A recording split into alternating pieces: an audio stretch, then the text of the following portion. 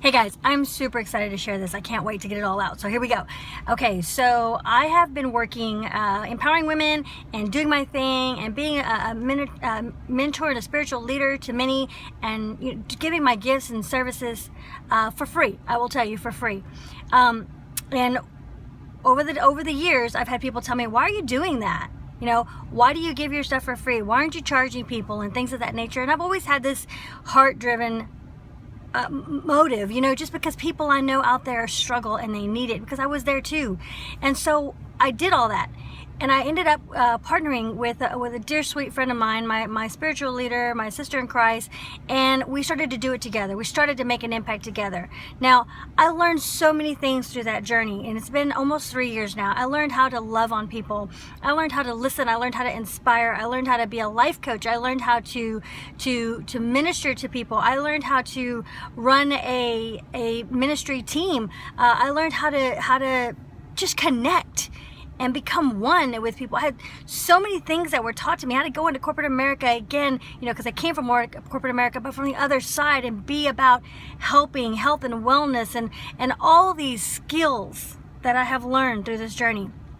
Mind you, I wasn't creating an income when I was doing this, but there was a plan in action. There was a plan that was set out for me that I had no idea was going on. And I'll be like anybody else.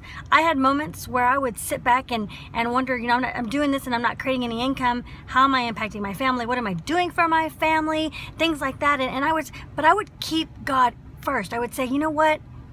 I know this is where I need to be because I feel good, and I shouldn't feel good if it wasn't right. And so I kept pursuing, kept pushing. And after defeat, I kept pushing and praying and saying, Lord, I know this is what you want for me. I know this is what I'm supposed to be doing. And I have people telling me, even my loved ones telling me, you're doing it for free. This is not what you're supposed to be doing. You're supposed to create an income, and you're supposed to be, helping and all this. And I pushed through all of that. And I stayed obedient, and I stayed committed, and I stayed with my heart full, and I continued to put God first. Even in front of my husband, I put him first, because I knew if I stayed the course, if I stayed obedient, if I stayed in what my heart was telling me to do and what I felt God was pressing me to do, then he would favor me when it was my turn. So I have to tell you guys, okay, so what happened... This is the craziest thing, and this happened in the last 2 weeks, okay? 2 weeks ago, I really put in a hard effort to find a job, okay? I put in a hard, solid effort. I redid my resume. I had it looked over. I submitted it to everything. I wasn't picky. I just threw it out there. And I said, God, this is your will. I'm doing my part, because you got to do your part. So I came across a Jeep. And I've always wanted a Jeep. My husband has known I've always wanted a Jeep since we had seen one, and we went to a vacation, and we rented one. And long story short, it was great, and I loved it. And I said, one day I'll have one. And he said, go get it. Let's go get that Jeep. And I said, babe, because I didn't have a job for a while. Our credit took a hit, and it's not where it needs to be. And I don't know if that's it. So, some of the things that I had taken care of along the way was I had gotten involved with a credit counseling program that I support now, that I feel very strongly about. I put my stuff in. I let it do its work. I didn't even really pray on it. I gave it to God. Said, I'm doing it for you because I know you're going to help me through this. And for 2 months, it's been sitting in there doing its thing. So I decided to go to the bank and see what happens. And here's what I said before I did this. I said, okay, Lord, here's what's going to happen. I need to make sure that this goes so smooth that I absolutely know your hands are in it. If this goes so smooth, I know that this Jeep is meant for me. So I put in 2 apps to the credit unions that I associate with, and both of them came back approved 100%. So I was like, oh my gosh, one had a great rate and one had a really great rate.